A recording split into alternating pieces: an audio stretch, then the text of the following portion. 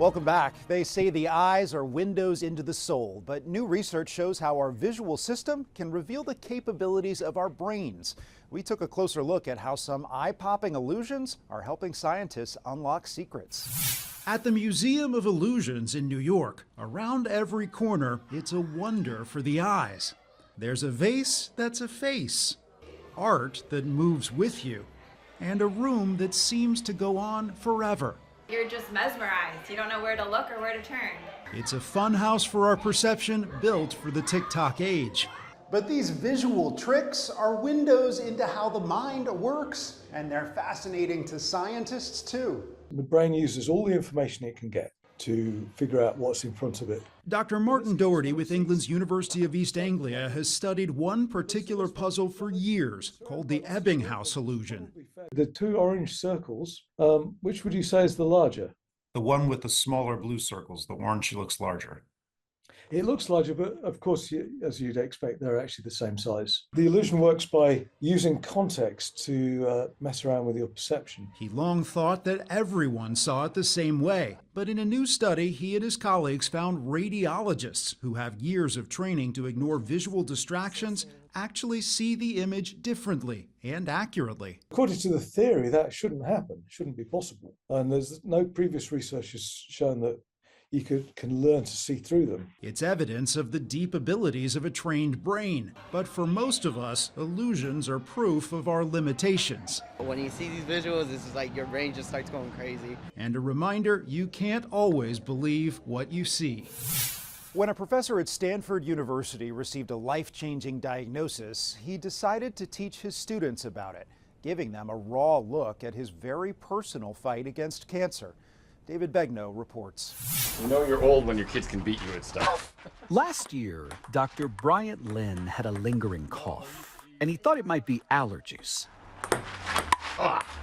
6 weeks later, it was confirmed to be stage 4 lung cancer. You had a lot of disease here. Have you ever smoked?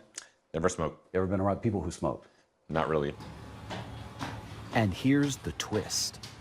Dr. Lynn has spent many years as a professor at Stanford University, researching and teaching about non-smoker lung cancer. Completely, very important. Ironically, I become the poster child for the disease. You're warning people about it, and here you are. The odds of you getting it are what? So the odds, it's interesting. For Asians now, we are thinking that the odds are higher. Asian women have twice the rate of non-smoker lung cancer than non-Asian women. Dr. Lynn made a surprising decision. He created a Stanford course based around his diagnosis and treatment. Since I was diagnosed, I have stage 4 cancer, which is not curable.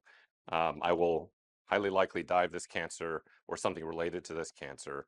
It may be 1 year, it may be 2 years, it may be 5 years. I really don't know.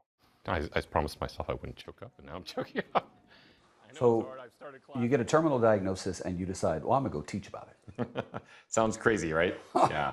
Dr. Lynn doesn't like to give advice. But I'll ask you to share with us the lessons that you find work best for you. This is one thing. People come up to me, how come you're so happy? How come you're so positive? I think partially because of my attitude. And I think one, of course, I was born that way. I'm a happy-go-lucky guy, jolly. But two, I think try to be kind. It's easy to forget to be kind when you're sick. It's easy to forget to be kind when you're not feeling well, when you're busy, when life has you down.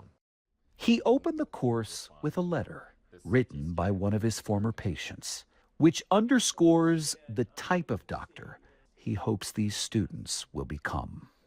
So, dearest Dr. Lynn, I wanted to thank you so much for taking such good care of me in my old age. You treated me as you would treat your own father. And I received this letter 2 weeks after he died. He spent time writing a letter for me during his last hours of life, last days of life.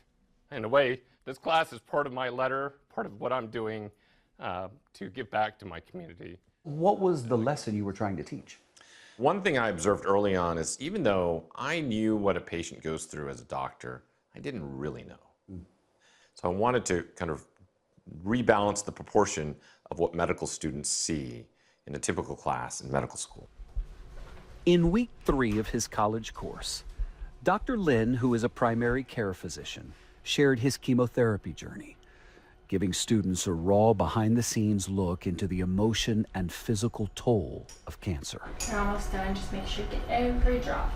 Feeling okay, a little nauseous, avoiding the Chipotle today because of that. You more focused on living or preparing for death? Living.